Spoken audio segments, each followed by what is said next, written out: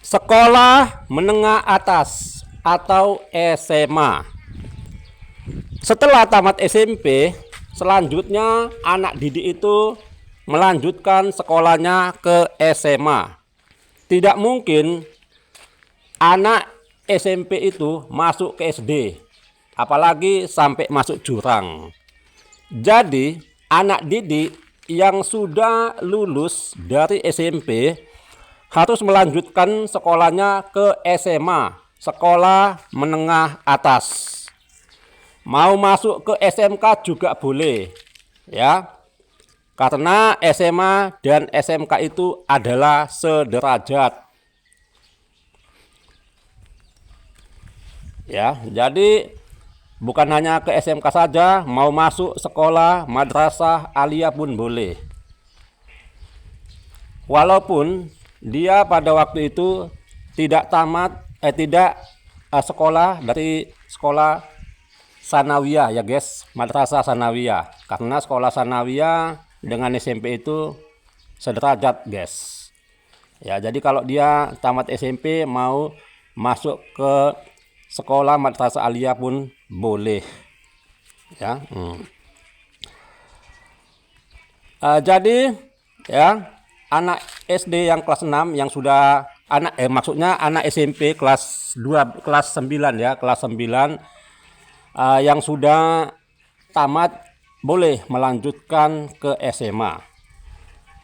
Jadi kalau mau masuk ke SMA ya, apalagi dia mau masuk ke SMA negeri, itu bukan sembarangan guys. Sama juga halnya dengan masuk ke SMP negeri.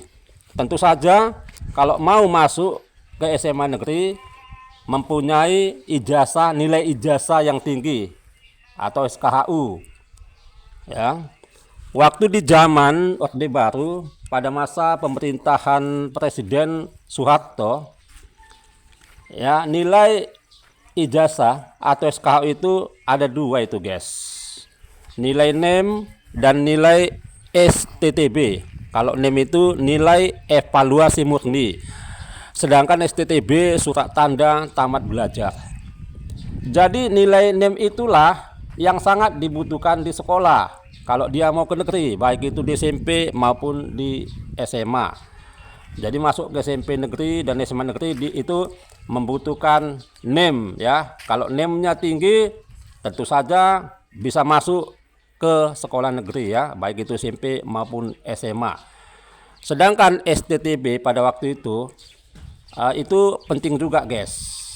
Ya, walaupun demikian tidak malah diutamakan waktu melanjutkan ke sekolah negeri, tapi STTB itu diminta. Kalau dibilang mana yang lebih penting, NEM atau STTB? Sebenarnya yang penting itu adalah STTB ya, surat tanda tamat belajar. Karena itu berlaku dibutuhkan kalau kita sudah kerja guys. Sedangkan NEM itu hanya berlaku pada mau masuk ke sekolah ke negeri, baik itu di SMP, SMA, SMK maupun sekolah madrasah aliyah negeri atau sekolah MAN. Jadi sesuai dengan arahan pemerintah ya, melalui Dinas Pemerintah Pendidikan, pendidikan itu adalah 12 tahun guys. Itu terhitung mulai dari kelas 1 SD hingga kelas 12 atau kelas 3 SMA. Di zaman saya dulu tahun 90-an tidak ada kelas 12 SMA, yang ada kelas 3 SMA. Jadi SMA itu dimulai dari kelas 10 ya. Kelas 10 itu sama halnya dengan kelas 1 SMA, kelas 11 kelas 2, kelas 12 kelas 3 ya SMA. Untung saja pendidikan yang dicanangkan oleh pemerintah ya itu wajib belajar selama 12 tahun. Ya, 12 tahun guys. Jadi sampai kelas 12 saja ya pendidikan itu. Tidak ada itu kelas 13. Seandainya pemerintah mencanangkan pendidikan 20 tahun, terhitung mulai kelas 1 SD hingga tamat kelas 20. Waduh, mungkin penduduk Indonesia merasa keberatan itu guys ya, dan tidak setuju ya kalau pendidikan itu dicanangkan oleh pemerintah karena terlalu lama belajar di sekolah dari SD, SMP hingga SMA. Untung sajalah Menteri Pendidikan saat ini tidak membuat gebrakan dengan memperlakukan pendidikan selama 20 tahun. Biasanya anak didik ya diterima masuk ke kelas 10 itu usianya 15 dan 16 tahun. Jadi dia masih remaja. Ya, masa remaja lah itu anak-anak yang usia 15 dan 16. Belum ada yang saya jumpai dia masuk ke SMA kelas 10 di usia 50 tahun. Tapi kalau usia 19 tahun mulai masuk ke SMA itu ada guys. Dia lama masuk ke SMA itu bukan karena tinggal kelas, tetapi dia menganggur ya. Dia pernah nganggur di SD dan di SMP juga. Jadi kalau usia 50 tahun tidak akan ada siswa yang mau masuk ke kelas 10 ya. Tapi kalau di perkuliahan ada itu guys, mahasiswa yang baru masuk di usia 50 tahun. Ya, jadi itu mungkin dia ingin mencari titel dan cari pengalaman, dan dia ingin membutuhkan pendidikan yang tinggi ya. Memang pendidikan tidak dibatasi oleh usia, karena ada istilah mengatakan long life education, pendidikan seumur hidup.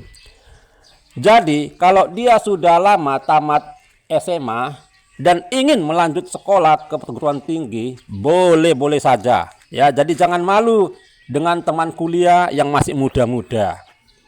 Pendidikan tidak kenal gengsi, tapi pendidikan mengenal prestasi yang bisa memajukan hidupnya. Jadi pendidikan mulai dari SD, SMP, SMA, pemerintah ya memberikan dana BOS, bantuan operasional sekolah, kepada pihak sekolah ya. Baik itu di tingkat SD, SMP maupun SMA. Tentu saja dana BOS ini kepala sekolah lah yang bertanggung jawab untuk mengelola dana BOS itu ya. Jadi dana BOS itu jangan disalahgunakan, tetapi digunakanlah untuk keperluan sekolah. Ternyata pelajaran di SMA itu lebih sulit daripada di SMP maupun SD. Bayangkan saja guys, di kelas 1 SMA tidak ada lagi gurunya yang mengajari siswanya itu membaca dan menulis. Yang ada membuat makalah dengan mengetik di laptop dan menghafal rumus fisika dan bahasa-bahasa ilmu biologi, dan praktek di laboratorium ya, laboratorium kimia. Kalau pelajaran IPS harus bisa menghafal ibu kota provinsi dan juga ibu kota negara. Kalau di kelas 1 SD itu tidak akan ada disuruh gurunya menghafal nama menteri. Jangankan nama menteri guys, bahkan Menteri Pendidikan saat ini anak kelas 1 itu belum tentu tahu ya. Tapi kalau anak SMP dan SMA ya jelaslah pasti tahu siapa Menteri Pendidikan saat ini. Jadi pelajaran mulai SD, SMP dan SMA pasti ada peningkatan. Pelajaran SMA lebih banyak daripada pelajaran SMP maupun SD ya. Di SMA pelajaran itu tidak ada lagi pelajaran tema atau penggabungan pelajaran ya. Bahkan IPA IPS pelajaran itu sudah dibagi-bagi ya. Kalau di SMP pelajaran biologi, fisika dan kimia itu dijadikan IPA terpadu. Sedangkan sejarah, geografi, ekonomi dan sosiologi itu dijadikan IPS terpadu. Tapi di SMA sudah tersendiri guys. Jadi pelajaran IPA dan IPS itu tidak ada lagi penggabungan. Kalau dia ngambil jurusan IPA, tentu saja pelajaran IPS ya tidak akan ada dijumpai. Hanya pelajaran yang umum seperti pelajaran agama, PKN, bahasa Indonesia, matematika. Ya, itulah pelajaran yang ada di SMA. Jadi anak-anak SMA ini ya semakin banyak pelajaran, ya semakin banyak belajarlah dengan sungguh-sungguh. Banyaknya pelajaran di SMA membuat siswa-siswi SMA itu tidak bisa main-main untuk belajar ya. Jadi harus rajin belajar di sekolah. Apalagi kalau sudah kelas 12. Kalau sudah kelas 12 banyak sekali rintangan yang akan dihadapi. Karena kelas 12 adalah penentu kelulusan. Dan kelas yang paling terakhir dari program pemerintah belajar selama 12 tahun. Biasanya kalau sudah kelas 12 atau kelas 3 SMA, ya, waktu itu sangat singkat, tidak sampai setahun. Hanya 9 bulannya itu. Terhitung belajar dari bulan Juli hingga April. Di bulan Maret dan April siswa-siswi SMA kelas 12 sudah menghadapi berbagai ujian.